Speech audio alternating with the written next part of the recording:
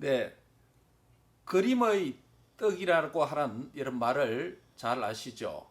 예, 그림의 떡. 영어로 말하면 pie in the sky 또는 pie in picture라는 말로 표현됩니다. 우리 한국말에도 그림의 떡이다라고 말이 있습니다. 무슨 뜻입니까? 우리에게 유익하고 또 필요하며 그리고 가치가 있는 것이지만 우리의 능력이나 한계 밖에 있기 때문에 우리 손으로 또 우리 자신의 소유로 만들 수 없는 상태나 그러한 사물을 일컬어서 우리가 그림의 떡이다라고 이렇게 관용적으로 부르고 있었죠. 성경에도 그림의 떡과 같은 그런 것으로 비유될 수 있는 것들이 있습니다. 특별히 오늘 본문에서는 무엇이 없으면 그림의 떡과 같다라고 하는 메시지를 오늘 본문이 우리에게 들려주고 있습니다. 무엇이 없으면 그림의 떡이 될까요? 오늘 본문은 참 회개가 없으면 그림의 떡이다. 참 회개가 없으면 참 생명 회복이 없다. 그 참 회개가 없으면 하나님의 복이 없다. 라는 것을 보여주고 있습니다. 오늘 본문 24절에 따르면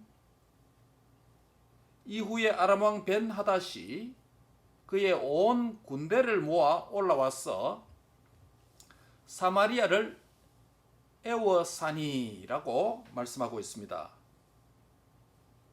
여러분 24절의 말씀을 읽고 들을 때에 엘리사 내러티브를 통해서 매주 말씀을 상고하는 우리에게 어떤 질문이 생기지 않습니까?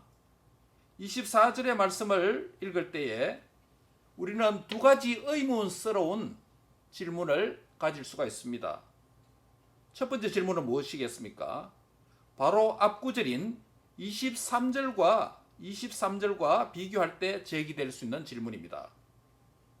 즉 바로 앞에 23절 6장 23절 마지막에 보면 어떤 말씀이 있습니까?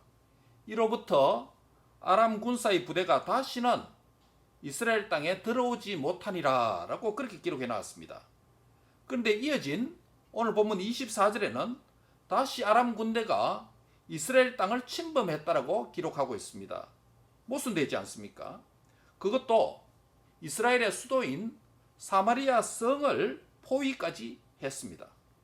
이 사실로부터 우리는 열왕기하 6장 23절과 24절 사이에 일정한 기간의 시간이 경과되었음을 알 수 있습니다. 그리고 우리가 제기할 수 있는 또 다른 두 번째 질문은 이것입니다. 열왕기하 6장 12절에 따르면 아람 왕의 신하가 아람 왕에게 한 말이 있는데 여러분 기억하시나요? 6장 12절 오직 이스라엘 선지자 엘리사가 왕의 침실에서 하신 말씀을 이스라엘 왕에게 알려서 전쟁을 방비하고 이스라엘이 승리하고 우리가 패배하게 되었습니다 라는 말입니다. 하나님의 전지하심의 그 능력이 엘리사를 통해서 아람 군대의 비밀의 침략 정보를 미리 알고 방비한 적이 한두 번이 아니었다라고 그렇게 했습니다. 그런데 오늘 본문 24절에서 아람 군대가 침입하고 그것도 수도 사마리아 성을 포위할 지경까지 이르렀는데 지금 엘리야는 어디에 있었고 엘리야는 무엇을 하고 있었냐 말입니다. 추정컨대 이번의 이 경우는 하나님의 주권 안에서 아람의 침입이 허용된 것 같습니다.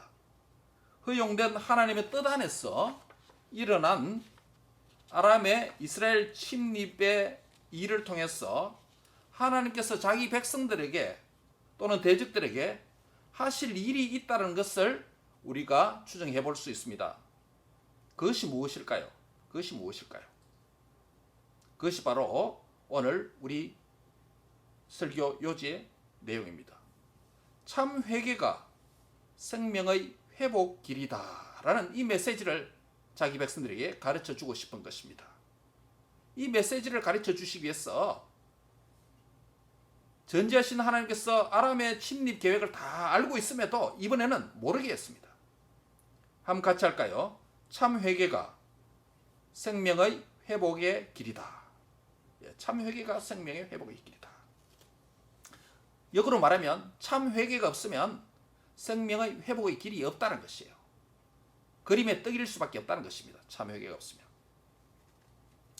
본문 25절에서 아람 군대가 사마리아를 포위한 결과를 설명하고 있습니다.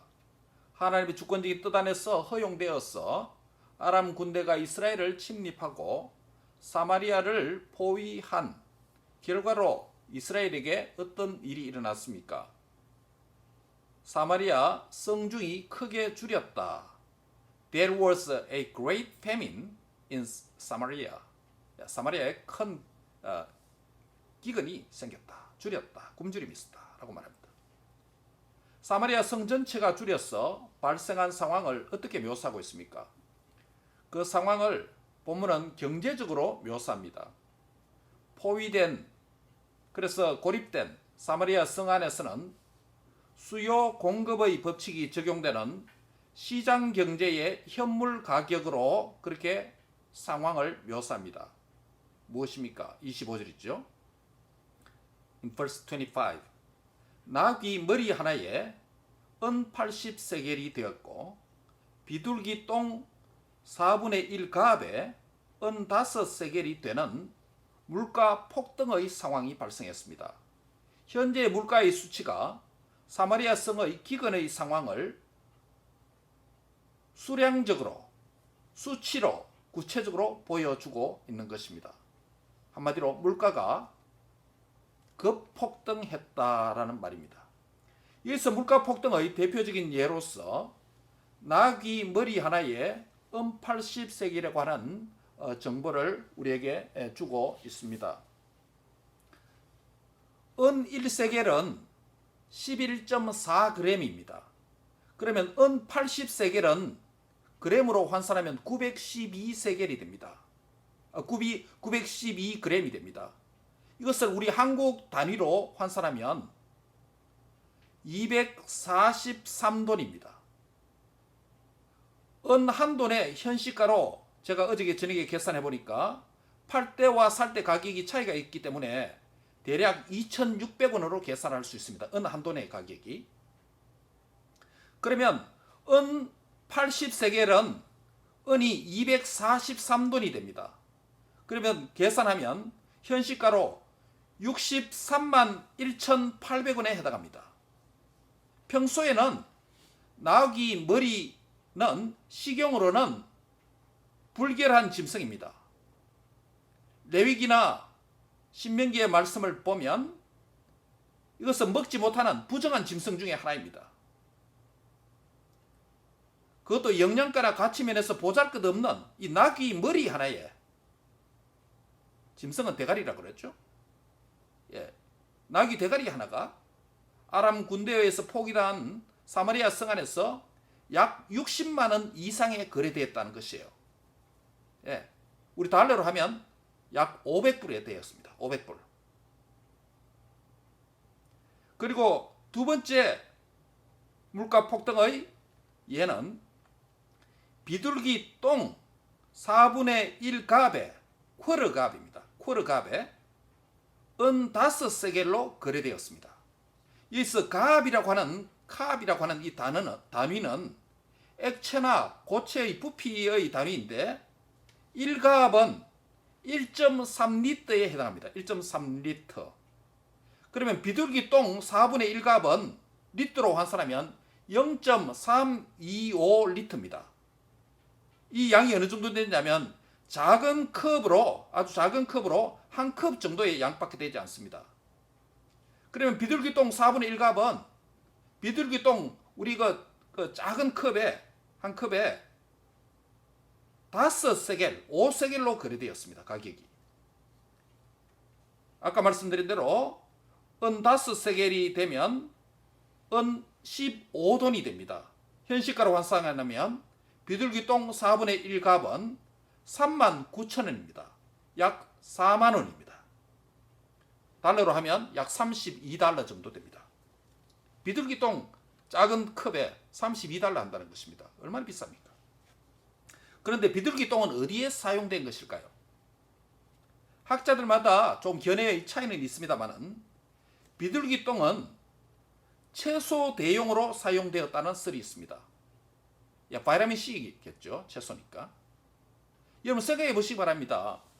이 아람 군대에서 사마리아 성이 포위되니까 사마리아 성이 완전 고립되지 않습니까? 안에서 나올 수도 없고 나오면 죽으니까 밖에서 들어갈 수도 없습니다. 그럼 그 안에 어떻게 되겠습니까? 그것이 시간이 장기화되면 어떻게 되겠습니까? 먹을 것이 없는 것이죠. 사람이 죽어나가는 것이죠. 그러니까 뭡니까? 바이타민 C 공급이 안 되니까 입안에 각기병이 생기고 비타민 C가 부족하면 그런 일이 벌어지지 않습니까?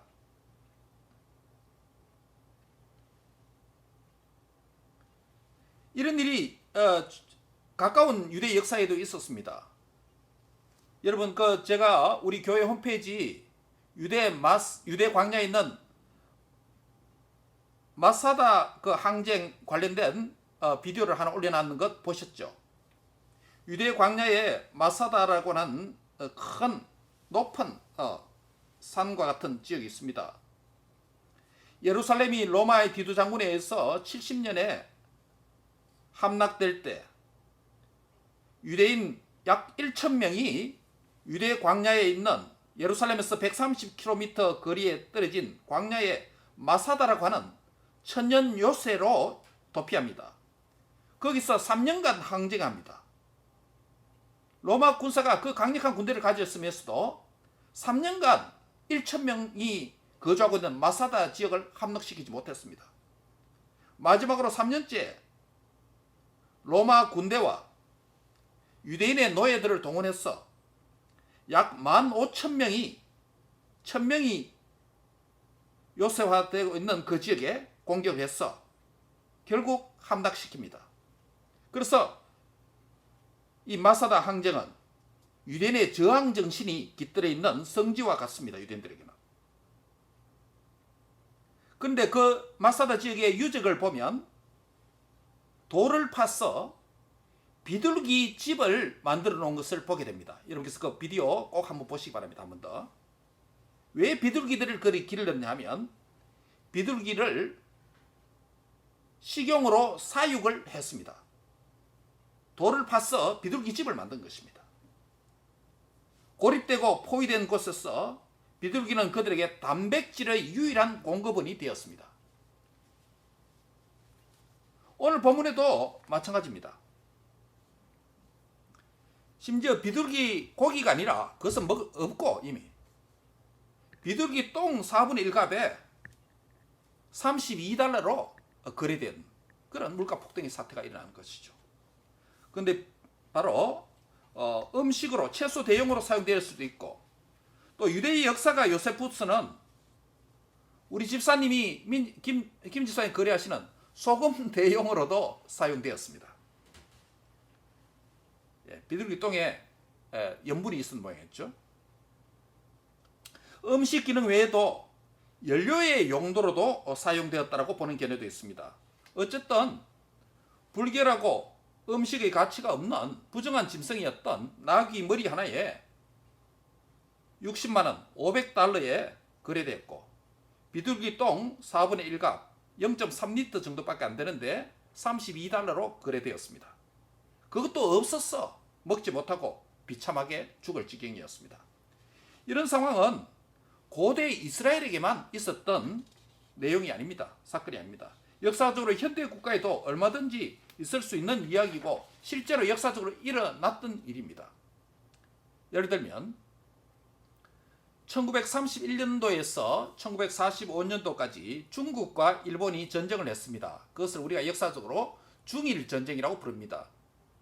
중일전쟁 당시 1942년에 중국 허난성 대기근 때에 300만 명, 30 million 이상이 굶주려 죽었던 역사가 있습니다. 당시 중국 사람들은 먹을 것이 없어서 여러분 그 쿠션 있죠? 베개. 베개 요즘은 스펀지 뭐 이런 거를 고급 소재로 쓰지만은 옛날에는 그 베개 안에 뭘 넣었습니까? 쌀 껍질, 덩개를 넣었어요. 베개 안에 또 말 한 장에 채워 넣었던 묵은 쌀 껍질, 살 기어까지 꺼내서 음식으로 먹었습니다. 전쟁 전에는 0.6위안 정도 하던 밀 한 근의 값이 1943년 봄이 되자 300위안으로 가격이 폭등했습니다. 음식 비용이, 그로스리 비용이 수백 배 이상 치솟아 올랐습니다. 똑같은 상황입니다. 오늘 본문 같은. 당시 사람들은 촉은 목피, 풀뿌리와 나무 껍질, 기러기 똥으로 먹으면서 연명을 했고 배고픔을 잊기 위해서 심지어 흙까지 먹었습니다. 공복감이 심하니까 흙을 먹어서 배를 채운다는 거죠. 여러분 이런 게 있습니다. 북한의 고난의 행군 때도 어린아이들이 먹을 것이 없어서 진흙을 먹어서 창자 안에서 가득 채워서 포만감을 느끼도록 배 안 고프도록. 그래서 죽은 아이들이 참 많습니다.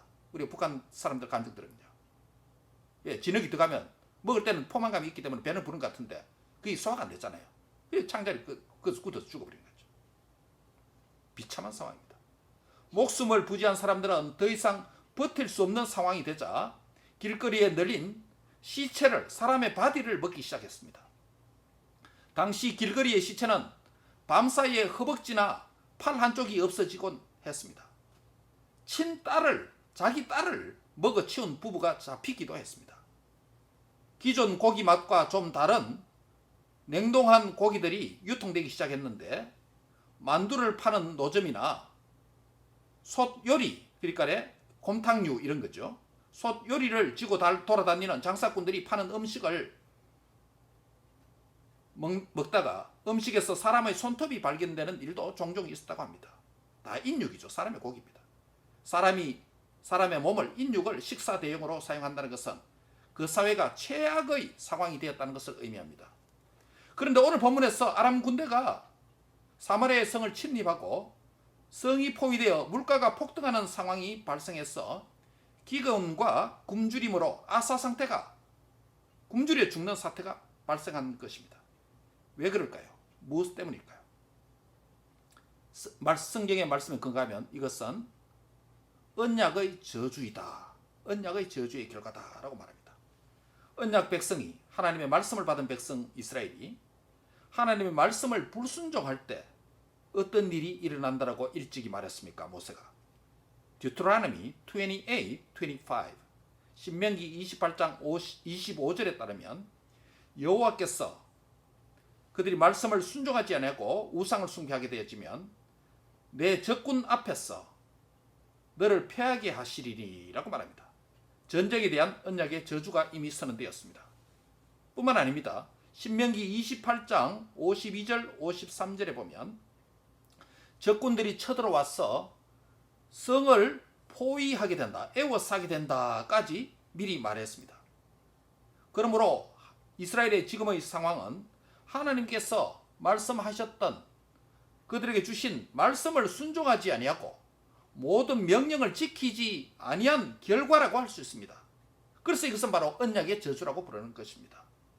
물론 그 반대의 경우도 마찬가지입니다. 신명기 28장 47절에 보면 네가 모든 것이 풍족하더라도 기쁨과 즐거운 마음으로 네 하나님을 섬기지 아니함으로 말미암아 또한 언약의 저주가 온다라고 그렇게 말하고 있습니다. 지금 이렇게 기근을 당하는 것도 언약의 저주이고 또 물질이 풍성하더라도 그것을 통해서 기쁨과 즐거운 마음으로 하나님을 섬기지 아니하면 언약의 저주가 온다라고 말씀합니다. 바로 그런 때에 이스라엘 왕이 사마리아 성 위로 지나가고 있었다라고 26절이 말씀합니다. 그때 사마리아 성의 한 여인이 왕인 줄 알고 왕 앞으로 와서 소리를 칩니다. 나의 주 왕이여 도우소서, 도와주소서 라고 큰 소리 칩니다. 이 여인의 간청에 이스라엘 왕이 뭐라고 대답합니까? 27절에 보면 여호와께서 너를 돕지 아니하시면 내가 무엇으로 너를 도우랴? 타작 마당으로 돕겠느냐? 포도주 틀로 말미암아 돕겠느냐라고 말을 합니다. 여기서 타작 마당이라고 말하는 것은 곡식을 말합니다. 타작 마당은 곡식, 지금 곡식이 없다는 소리죠. 역설적으로. 포도주 틀이라는 것은 음료를 말합니다. 대유법이죠. 예, 먹을 음료도 없다는 것이에요. 이스라엘 왕 자신도 어떻게 이 상황을 할 수 없다는 말입니다. 어떤 곡식도 없고 어떤 음료도 제공할 수 없는 사마리아의 성 안에 있는 바로 절망적인 상태를 왕도 표현을 했습니다. 그 여인은 왕에게 그녀에게 최근에 있었던 일을 이야기하기 시작합니다. 28절 29절에 보면 그녀는 그녀의 이웃의 친구 여인과 옆집 아줌마와 어떤 약속을 합니다. 두 여인의 약속의 내용이 이러합니다.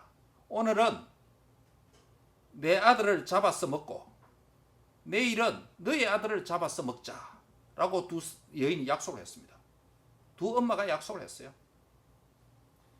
그래서 하루는 한 여인의 아들을 잡아서 먹었습니다.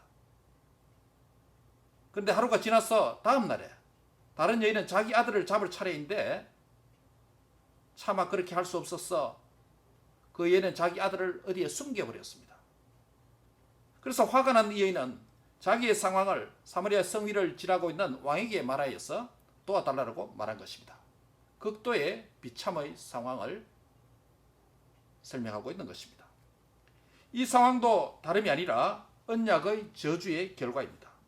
신명기 28장 53절에 한번 보시기 바랍니다. Deuteronomy 28:53 여호와의 말씀을 순종하지 아니하고 그 명령을 지키지 아니하면 어떤 일이 난다고 했습니까? 내 하나님 여호와께서 내게 주신 자녀 곧 내 몸의 소생의 살을 먹을 것이다. 예, 자녀의 살을 먹을 것이다. 자녀의 이 바디를 먹을 것이다. 그리고 신명기 28장 57절에도 보면 자기 다리 사이에서 나온 태와 자기가 낳은 어린 자식을 남 몰래 먹으리니 라고 말합니다. 레위기 26장 29절에도 보면 너희가 아들의 살을 먹을 것이요 딸의 살을 먹을 것이다. 이 사건이 있기 전 약 800~900년 전에 모세를 통해서 언약의 말씀을 통해서 미리 경고를 했습니다. 그러므로 이스라엘이 현재 직면한 물가의 폭등 상황과 자기 아이를 스스로 잡아먹는 인간성 상실의 상황은 단순한 경제 문제가 아닙니다. 단순한 파이낸셜 문제가 아니라는 것이요. 이것은 단순한 글로스리, 이것은 단순한 음식 문제, 푸드 문제가 아니라는 것이에요. 언약의 저주의 결과라는 것입니다. 어찌하여 하나님의 백성 이스라엘에게 이토록 비참한 상황이 발생한 것일까요? 하나님은 자기 백성을 돌보시지 않는 무관심자입니까? 왜 이런 재앙이 그들에게 임했습니까? 모세 율법에 하나님과 맺었던 언약의 말씀을 지키지 아니하고 우상을 숭배하는 죄악을 범할 때에 하나님께서 언약의 저주에 관한 말씀을 800~900년 전에 모세를 통해서 이미 말씀하시고 경고를 하셨다는 사실이에요. 그러므로 이스라엘의 지금의 이 상황은 그들의 죄악의 결과로서 하나님의 말씀을 문자적으로 그대로 말씀이 문자 그대로 심판으로 성취되었다라는 이것을 지금 보여주려고 하는 것입니다. 그런데 우연 같지만 이스라엘 왕이 마침 성 위로 지나갈 때 그 상황을 그 여인이 듣게 된 그 여인을 통해서 이 상황을 듣게 된 장면이 우연일까요? 이것을 본문에 기록한 것이 우연일까요? 하나님께서 그런 비참한 상황에서 그것도 모세 언약의 말씀을 통해 문자 그대로 성취되었다라고 하는 이 점을 이스라엘 왕으로 하여금 자신의 눈으로 보고 듣게 하신 하나님의 의도가 있다는 것이에요. 그런데 이스라엘 왕이 이런 비참한 상황에 대한 건강한 인식을 제대로 하고 있고 있습니까?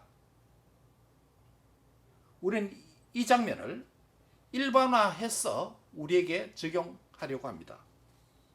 오늘 우리의 삶 속에 발생하는 다양한 일들을 여러분 한번 생각해 보시기 바랍니다. 심지어 지나친 과민한 반응은 문제가 될 수 있습니다. 그리고 지나치게 과둔한, 우둔한 것도 문제가 될 수 있습니다. 하나님은 저와 여러분에게 우리 개인과 가정과 우리 사회에 어떤 말씀하시고자 하는 신호와 메시지를, 경고를 주시는 것 같은데 그것을 잘 알아차리지 못할 때가 들어 있을 수 있습니다. 말씀드린 대로 어떤 사람은 너무 과민하게, 이거는 그런 뜻이 아닌데 과민하게 생각하는 것도 문제입니다. 그런데 반대로 하나님 분명한 사인이 있는 것 같은데 너무 무시하고 둔한, 과둔한, 이것도 문제입니다. 만약 우리가 하나님을 제대로 예배하지 않고 하나님을 경외하지 않는 삶을 사는데도 불구하고, 그것도 지속적으로 반복적으로 하고 있는데도 불구하고 하나님께서 적극적으로 그의 백성들에게 말씀하지 않을 수도 있습니다. 말씀하시더라도 우리가 못 알아들을 때도 있습니다. 사인을 주시는데도 깨닫지 못할 때도 있습니다. 그래서 우리는 이렇게 생각합니다. 그런 때, 이 정도는 별일이 안 되네, 이 정도는 하나님께서도 봐주시네, 괜찮네 라고 생각하면서 지나쳐 버릴 수도 있습니다. 그러나 하나님의 사랑하는 자녀들에게는 징계가 있다는 사실을 알아야 합니다. 히브리서 12장 8절에 보시기 바랍니다. 징계는 다 받는 것이거늘 너희에게 없으면 사생하여 친아들이 아니리라 라고 말합니다. If you are not disciplined, then you are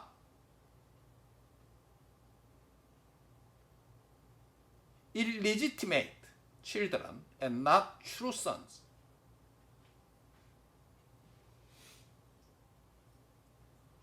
주 예수님을 믿음으로 하나님의 자녀가 된 저와 여러분은 아버지가 없는 사생아가 아니요 하나님의 친아들, 하나님의 친딸인 줄 믿습니다.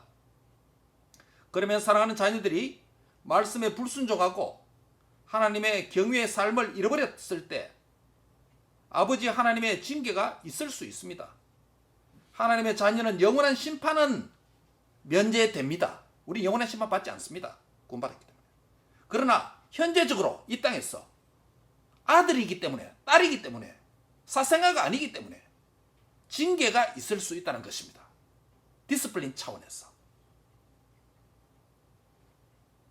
신명기 8장 5절 6절에 보면 너는 사람이 그 아들을 징계함 같이 내 하나님 여호와께서 너를 징계하시는 줄 마음에 생각하고 내 하나님의 여호와의 명령을 지켜 그의 길을 따라가며 그를 경외할지니라 라고 말씀합니다. 잠언에도 보면 내 아들아 여호와 하나님의 징계를 경히 여기지 말라, 가볍게 여기지 말라, 그 꾸지람을 싫어하지 말라라고 말씀합니다. 언약의 저주로 인한 징계는 하나님을 제대로 예배하지 않고 우상을 숭배하고 하나님을 싫어하는 일을 하게 되고 하나님인 중심이 아닌 자기 중심의 그릇된 길로 가는 자들에게 일어날 수 있습니다. 말씀을 반복적으로 주시는데도 불구하고 불순종하는 자에게는 하나님의 징계가 있습니다. 징계를 받을 때 하나님의 징계의 손길을 깨닫는 그런 은혜가 있기를 바랍니다. 사랑하는 자녀이기 때문에 징계를 주시기 때문에 깨달아야 됩니다. 너무 과도한 건 문제입니다. 하나님의 징계를 은혜로 여기고 돌이킬 수 있는 기회로 삼아야 됩니다. 그때는 하나님께로 돌아갈 기회가 되어야 됩니다. 하나님을 가까이 하는 은혜의 때로 삼아야 되는 줄 믿습니다. 그런데 이스라엘 왕은 어떤 반응을 보였습니까? 아이를 잡아먹는 비참한 이 말을 들은 이스라엘 왕은 어떤 일을 했습니까? 자기 옷을 찢습니다. 그리고 굵은 베옷을 입습니다. 옷을 찢고 굵은 베옷을 입는 행위는 극한 슬픔을 표현하는 당시의 종교 문화적인 표현 방식이었습니다. 때로는 회개의 표시가 되기도 했습니다. 때로는 분노의 표시가 되기도 했습니다. 그런데 지금 이스라엘 왕은 자신과 이스라엘의 우상 숭배의 죄악을 진심으로 회개하지 않는 것 같습니다. 단순한 분노의 표시로, 비참한 표시로 옷을 찢고 굵은 베옷을 입게 된 것입니다. 진심의 회개가 없다는 것입니다. 왜 그렇습니까? 이어지는 본문 31절의 말씀이 증거가 있습니다. 이스라엘 왕은 사바스의 아들 엘리사의 머리가 오늘 그 몸에 붙어 있으면 하나님이 내게 벌 위에 벌을 내리실 줄다 라고 31절에 말합니다. 이게 무슨 뜻입니까? 여기서 이스라엘 왕이 엘리사의 머리를 언급한 것은 나귀 한 마리 머리 가격보다 못한 대우를 받는 것 같습니다. 하나님의 선지자를 나귀 머리 하나, 부정한 짐승인 나귀 머리 하나보다 못한 취급을 하는 것 같습니다. 왕의 그 말의 의미는 오늘 안에 내가 엘리사의 목을 반드시 잘라서 죽이겠다는 의미입니다. 그것도 하나님의 이름을 덜먹여서 맹세까지 합니다. 27절이죠. 여호와께서 너를 돕지 아니하시면 내가 무엇으로 도우랴라는 여기도 하나님의 이름을 언급한 적이 있습니다. 이 말은 매우 이스라엘 왕이 신앙적인 사람같이 들립니다. 신앙적인 말을 하는 것 같습니다. 왜? 하나님의 이름을 들먹입니다. 하나님께서 돕지 않으시면 내가 어째 너를 돕냐? 이렇게 말합니다. 여러분 이 말씀이 말만 들으면 야 이스라엘 왕 믿음 좋네 이렇게 말합니다. 왕은 여호와라는 하나님 이름을 언급하고 하나님께서 진정한 도움이 된다라고 말하는 것 같습니다.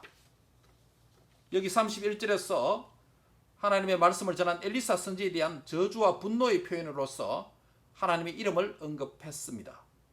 여기서 왕은 결코 하나님을 존경하거나 하나님을 경외하고 믿는다는 의미로 하나님의 이름을 부르는 것이 아니에요. 도리어 그는 하나님의 이름과 언약의 말씀을 배반하고 자신과 이스라엘로 하여금 우상 숭배의 죄악을 범해왔던 자였습니다. 한마디로 요약하면 왕이 옷을 찢고 굵은 베옷을 입고 하나님의 이름을 부르고 있는데 그러나 이것은 겉옷만 찢고 외모와 입술만의 회개이지 이건 회개가 아니라 분노예요. 마음을 찢는 진실한 회개가 없는 것입니다. 비참한 상황에 대한 분노이지만 죄에 대한 분노는 아닙니다.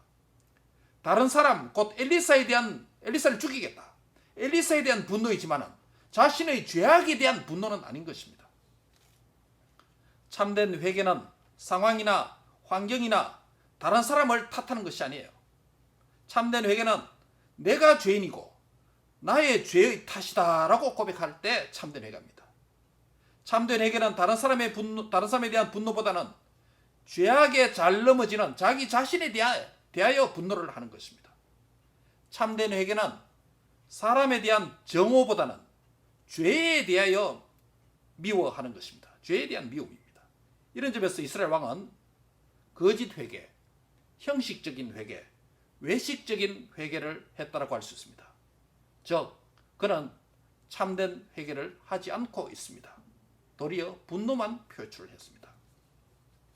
역으로 말하면 형식적이고 외식적인 회개는 자신에 대한 분노보다 환경을 탓하는 것입니다. 형식적인 회개는 자신에 대한 분노보다는 타인에게 분노를 표현하는 것입니다. 형식적인 회개하는 사람은 죄에 대한 미움, 정오보다 사람을 미워합니다. 사람에게 분노하고 정오하면 결국 마태복음에 예수님께서 말씀하신 대로 사람을 미워하는 것은 살인의 죄다라고 말하는 것입니다. 그러므로 외식적이고 형식적인 회개는 죄의 문제를 저주의 문제를 푸는 것이 아니라 도리어 다른 죄를 짓도록 연쇄적으로 범죄하도록 더 깊은 죄악의 구덩이로 빠지게 만든다는 것이에요. 그래서 참된 회개가 얼마나 중요하다는 것을 우리에게 보여줍니다. 가짜 회개, 거짓 회개는 더 깊은 죄악을 짓도록 만듭니다. 형식적이고 외식적인 회개를 한 도리어 분노를 표현한 이스라엘 왕은 이제 선지자 엘리사를 죽이려는 또 다른 죄악을 범하기 위해서 발걸음을 서서히 옮기고 있는 중입니다. 형식적인 외식적인 종교 생활이 신앙생활에서 얼마나 위험한 독버섯과 같은지 우리에게 잘 보여주고 있습니다. 그래서 이스라엘 왕은 이제 엘리사를 잡아 죽이기 위해서, 그의 목을 베기 위해서, 목을 따기 위해서 발걸음을 옮기기 시작하고 있습니다. 32절에 보면. 한편 이때 엘리사는 어디에 있습니까? 엘리사는 엘리사의 집에서 사마리아의 성에 거주하는 뜻있는 여러 장로들과 함께 앉아 있었습니다. 아마 장로들이 이 위기를 어떻게 극복할 것인지 엘리사에게 방문해서 이 위기를 어떻게 할까라면서 엘리사에게 자문을 구하고 있었던 것인 것으로 보여집니다. 이스라엘 왕은 그의 신하 사자를 엘리사에게 보냅니다. 그리고 왕도 엘리사의 집을 향하여 뒤따라오고 있습니다. 이 사실을 엘리사는 미리 보고 미리 알았습니다. 그래서 엘리사는 곁에 있던 장로들에게 이렇게 말합니다. 너희는 이 살인한 자의 아들이 내 머리를 베려고 사람을 보내는 것을 보느냐? 여기서 그 살인한 자 누굽니까? 살인한 자 아합 왕을 가리키죠. 살인한 자의 아들이니까 아합 왕의 아들 여로보암. 뭡니까? 이름 뭐예요? 갑자기 제가 이름이 생각합니다.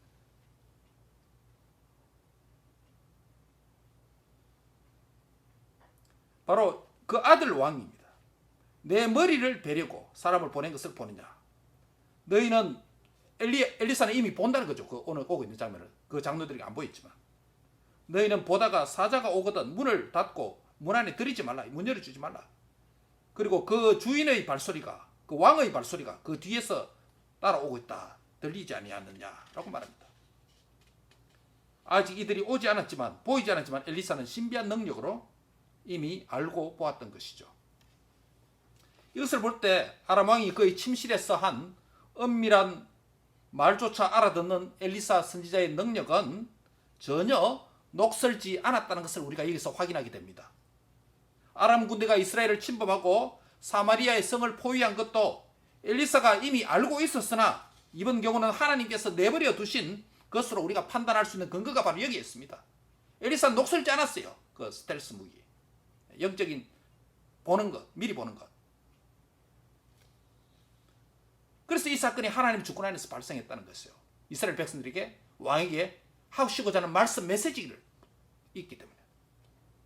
어쩌면 이스라엘 왕은 아람 군대가 침략하면 어련히 전에처럼 엘리사가 알려주겠지라고 그렇게 어련히 생각했는지도 모릅니다. 전에도 그랬으니 당연히 엘리사가 그러할 것이다라고 왕은 생각했을지도 모릅니다. 이것이 영적인 나태함이요 영적인 방종입니다. 자신은 죄악을 계속 지으면서 죄악된 삶을 고치고 회개하지는 않으면서 이 정도의 죄악을 범해도 하나님께서 나에게 특별한 반응을 보이지 않으니 괜찮네 라고 생각했을 것입니다. 이런 의미에서 우리는 하나님의 침묵을 두려워해야 됩니다. 하나님의 침묵은 하나님의 죽음이 아닙니다. 하나님의 반응이 없으면 하나님의 부재가 아닙니다. 하나님이 없는 것이 아니죠. 하나님은 모든 것을 알고 계시는 전지하신 분이라는 것을 다시금 이 시간 기억할 수 있기를 바랍니다. 시간이 조금 흘렀습니다.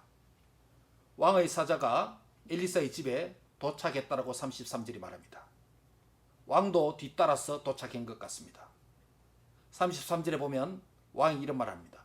이 재앙이 여호와께로부터 나왔으니 어찌 더 여호와를 기다리겠느냐라고 말합니다. 이 말을 한 주어가 한글 성경은 왕이라고 되어 있지만은 히브리 원문은 그라고 되어 있습니다. 대명사로 되어 있습니다.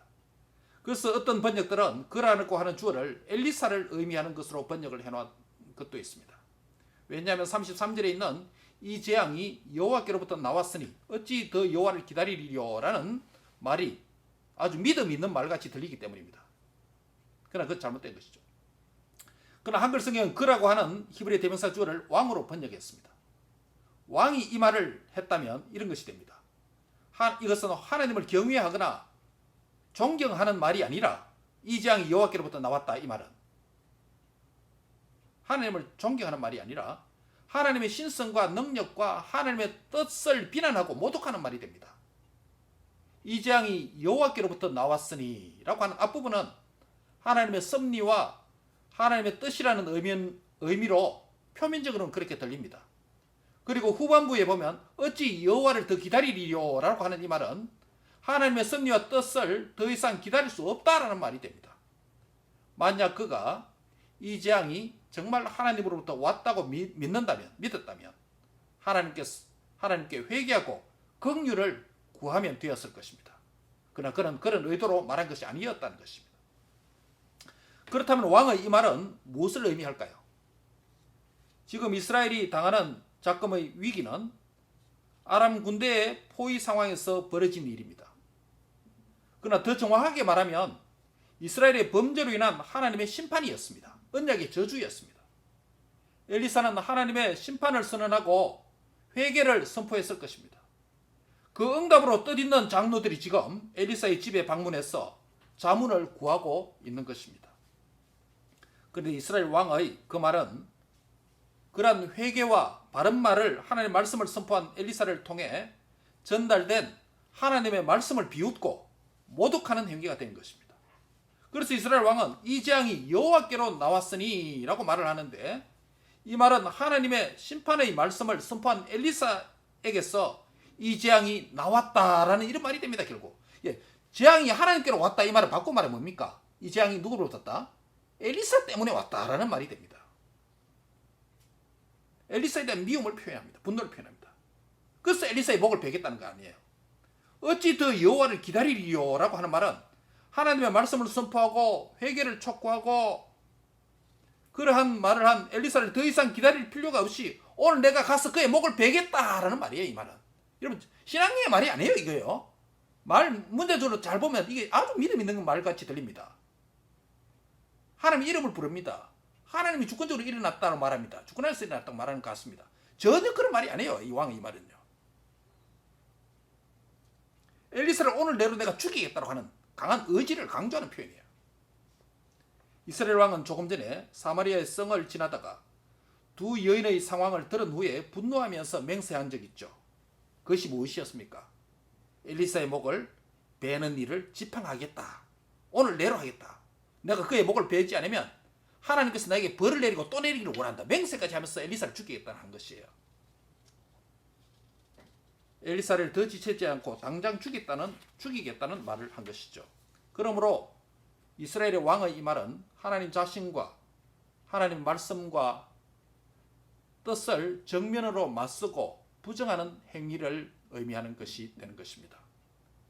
사랑하는 새 언약 백성이 된 형제 자매 여러분, 하나님의 보이는 징계를 우리 삶 속에서 일어난 일들을 통해서 하나님께서 보여주시는, 나에게 말씀하시고자 하는 메시지, 하나님의 보이는 징계를 제대로 깨닫는 은혜가 있기를 바랍니다. 또 하나 있습니다. 하나님의 보이지 않는 침묵의 의미를 깨닫는 은혜가 있기를 바랍니다.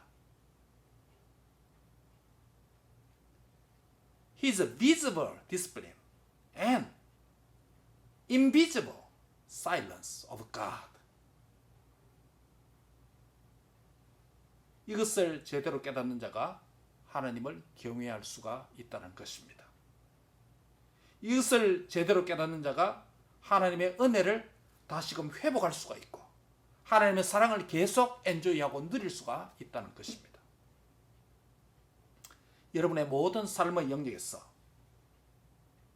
여러분 자신이 주인된 삶을 내려놓고 하나님이 중심이 되고 하나님이 주인 되고 하나님이 왕이 되는 그런 하나님과의 건강한 관계를 회복하는 은혜가 있기를 바랍니다. 참된 회개가 없으면 우리를 향한 하나님의 생명의 복은 무엇에 불과할까요? 그림의 떡입니다. Pie in the sky. Pie in picture.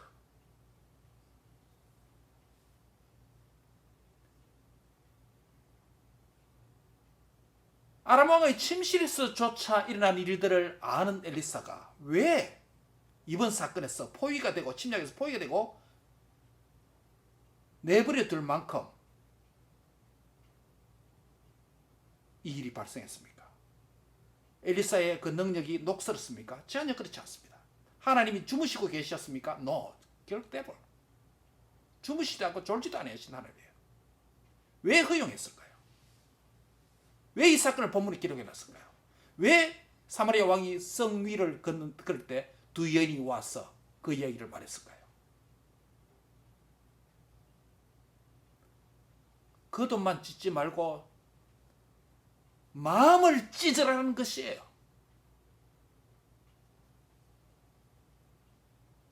회개가 무엇입니까? 회개는 한마디로 바꾸는 것입니다. 무엇을 바꾸라는 것이에요? 회개는 잘못된 말을 바꾸는 것입니다. 회개는 잘못된 생각을 바꾸는 것입니다. 회개는 잘못된 행동을 behavior 바꾸는 것입니다. 그것은 성경을 통해서 계시해 주신 예수님의 성품으로 변화되는 것입니다. 잘못된 굳어버린 습관까지도 바꿔야 됩니다. 하나님을 섬기는데 잘못된 말, 잘못된 행동, 잘못된 굳어버린 습관 바꿔야 됩니다. 하나님을 대적하고 하나님과 멀어지는 그런 습관이 있는데도 불구하고 안 고치고 안 바꾸면 그는 하나님을 섬기는 것이 아니라 우상을 숭배하고 자신을 숭배하는 것이 되는 것입니다. 오늘 이 점을 여러분 무겁게 받아들여야 됩니다.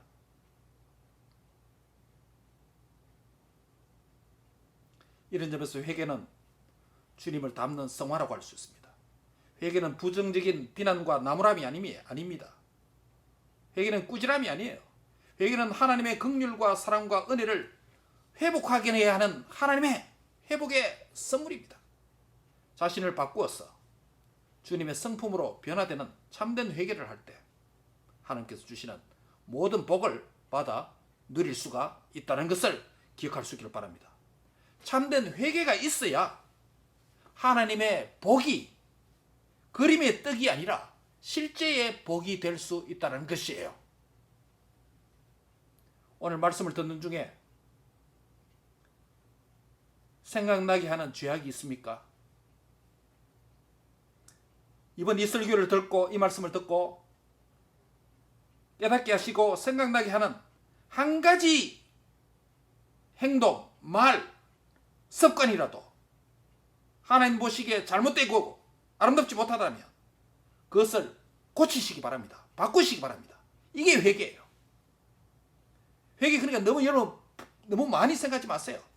이번 한 주간에 이 말씀을 듣고 내가 바꿔야 되고 고쳐야 될 말, 행동, 습관 이것을 고치시기 바랍니다. 입술만의 고백 참된 회개 아닙니다. 잘못했다고 하나님께 고백한 이후에 행동을 바꾸는 것이 회개의 열매를 맺고 참된 회개를 하는 것이에요. 참된 회개를 함으로 하나님의 참 생명의 복을 받아 누리는 복된 성도들이 다 되시기를 주의 이름으로 축원합니다. 아멘. 기도하겠습니다. 하나님 감사합니다. 오늘 우리에게 하나님의 귀한 말씀을, 음성을, 메시지를 들려주시니 감사합니다. 우리에게 있는 잘못된 말, 잘못된 행동, 잘못된 굳어버린 습관 끊어버리고 바꾸고 고쳐서 하나님을 바로 예배하고 바로 섬기고 하나님을 경외하는 삶을 살도록 변화시켜 주시옵소서.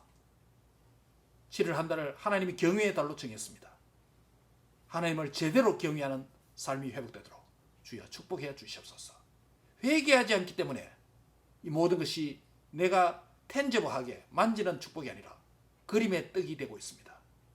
참된 회개를 통해서 그 그림, 하나님의 축복을, 하나님의 생명의 복을 받아 누리는 복된 성도들 다 되도록 역사해 주옵소서. 예수님의 이름으로 기도하옵나이다. 아멘.